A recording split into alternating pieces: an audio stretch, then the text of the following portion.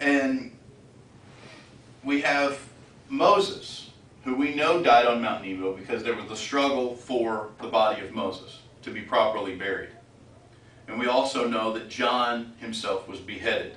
So we have the spirit of Elijah on John and on Elijah the prophet. One was ascended, one died. We have Moses and Yeshua, Moses with the spirit of the Messiah. The Messiah ascended, Moses died. It's very interesting.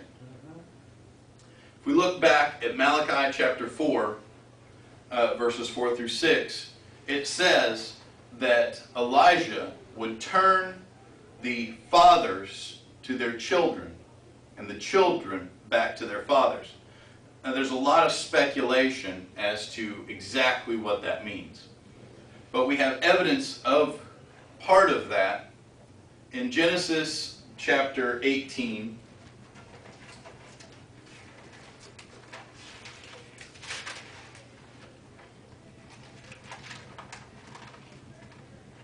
Genesis chapter 18, verse 19, which Rabbi talked about this morning. And it says, "For I have known him in order," speaking of Abraham, "that he may command his children and his house after him, that they will keep the way of the Lord and do uprightness and justice, that the Lord may bring to Abraham what he has spoken to him." So it's Abraham's responsibility to teach his children. Abraham is referred to the father. If you look at it both times, it's fathers, it's plural. Fathers being Abraham, Isaac, and Jacob. In Deuteronomy chapter 4, it says that, "And what a great nation is there that has such statutes and righteous judgments as in all this Torah, which I set before you on this day. Only take heed to yourself and diligently keep yourselves, lest you forget the things your eyes have seen, and lest you let it depart from your heart all the days of your life. And teach them to your children and your grandchildren." So it's the responsibility of Abraham to pass it to Isaac, Isaac to pass it to Jacob, Jacob to pass it to all his sons, including Ephraim and Manasseh. And it's their responsibility to pass it down generation after generation after generation after generation to make sure that the promises of Abraham are passed down to the children, as we read in Genesis 18, verse 19. The children is a reference to Israel, all of Israel. And if we've accepted the Messiah, we are grafted into the olive tree, so we then are part of Israel. And the fathers returning to the children. So you've got Abraham, Isaac, and Jacob returning, their blessing returning to the children, which means the children had to turn back to them to receive that blessing. Also, it says in Luke chapter 1, verse 17, that, let's turn there. Luke chapter 1, verse 13. Is that right? 17, 17. "And he will also go before him with the spirit and power of Elijah, and turn the hearts of the fathers to the children, and the disobedient to the wisdom of the just, to make ready a people prepared for the Lord." So we see that the second part, what was written in Malachi, is actually changed a little bit when it's in reference to John. The children returning to the fathers is actually the disobedient returning to the wisdom of the just. If we look at Luke chapter 1, verses 71 through 75, it gives us an explanation of what all of this really means and what it all means in a nutshell.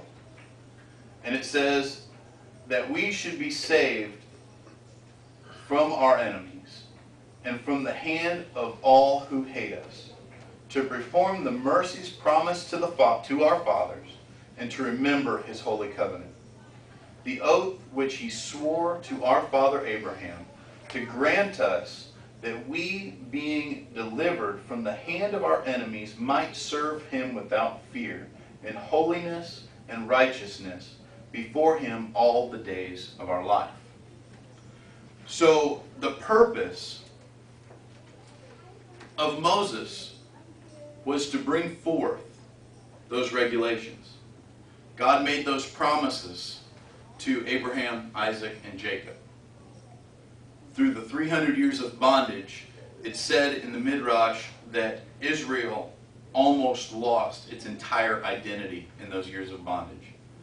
That when God sent Moses to get them out of there, that they had almost completely lost their identity as the children of God, as the children of Abraham, Isaac, and Jacob.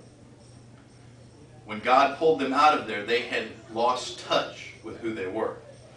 Hence why they wandered the wilderness for 40 years doing the things that God had ordered them to do. A new generation had to enter into God's promise because the old generation had become too corrupted. Here we are again, the same thing. That spirit of Yeshua comes down in form of a child, grows up as a man, ministers to his people, and he's not received. Why? Because the same thing has happened again. Israel has fallen into corruption, has fallen into the lifestyle of the nations that have brought them in over the years, being Babylon, being Greece, being Rome. They had lost who they were again. Couldn't even see the one that Moses had prophesied about right there in front of them. They'd lost it again. Here we are at the end. And I do believe we are at the end. It's close. God is going to again send Moses and Elijah to warn the people that it's coming. He's coming. He's going to set his foot down. He is going to bring every valley up and every mountain down. He is going to level everything. And Moses and Elijah are there to tell the people, to warn the people that the Messiah is coming back. Get yourselves ready. And if we're not ready, we're going to ensue the ultimate punishment, which is at the end of Malachi chapter 4, which ends the entire Tanakh.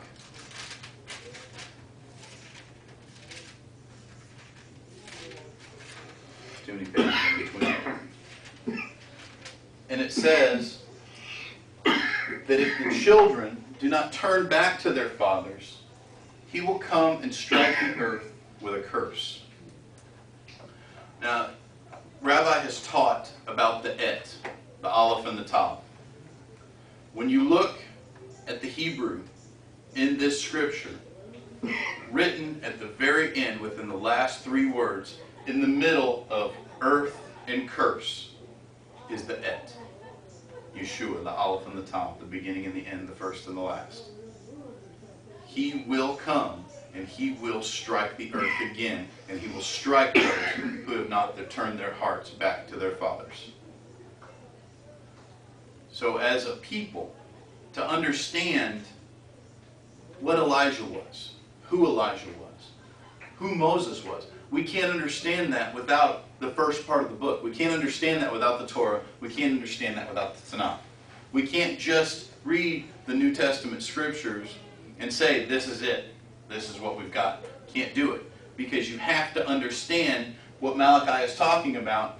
And if you do not know who your father is, if you have turned your heart from who your father is, then you will face and suffer the consequences of your rebellion.